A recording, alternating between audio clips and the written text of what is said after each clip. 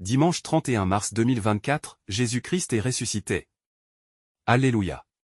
Le premier jour de la semaine, Marie-Madeleine se rend au tombeau de grand matin, alors qu'il fait encore sombre. Elle voit que la pierre a été enlevée du tombeau.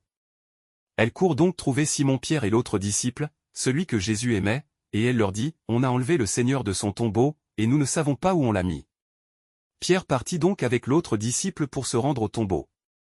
Ils couraient tous les deux ensemble. Mais l'autre disciple courut plus vite que Pierre et arriva le premier au tombeau. En se penchant, il voit que le linceul est resté là, cependant il n'entre pas. Simon-Pierre, qui le suivait, arrive à son tour. Il entre dans le tombeau, et il regarde le linceul resté là, et le linge qui avait recouvert la tête, non pas posé avec le linceul, mais roulé à part à sa place. C'est alors qu'entra l'autre disciple, lui qui était arrivé le premier au tombeau. Il vit, et il crut. Jusque-là, en effet, les disciples n'avaient pas vu que, d'après l'Écriture, il fallait que Jésus ressuscite d'entre les morts. Première lecture.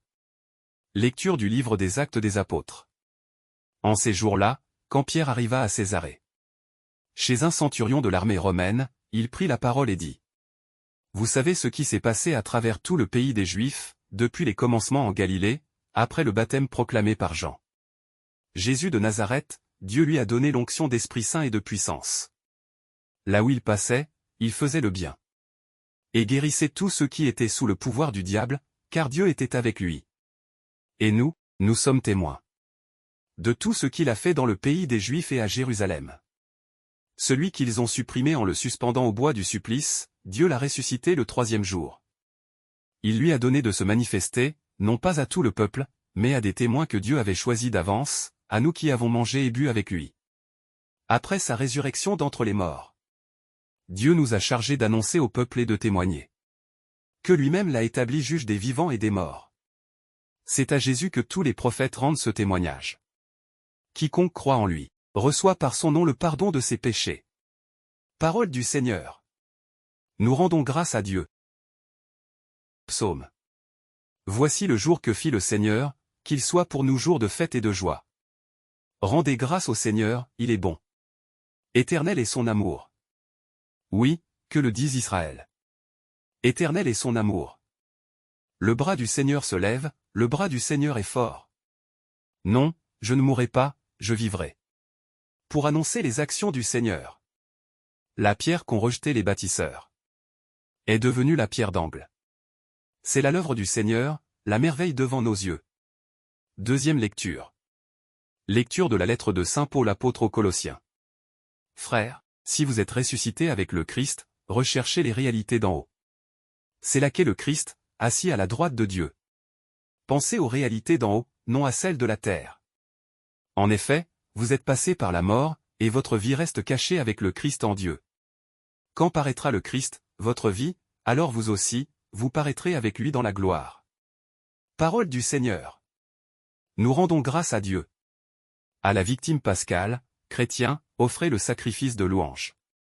L'agneau a racheté les brebis, le Christ innocent a réconcilié l'homme pécheur avec le Père. La mort et la vie s'affrontèrent en un duel prodigieux.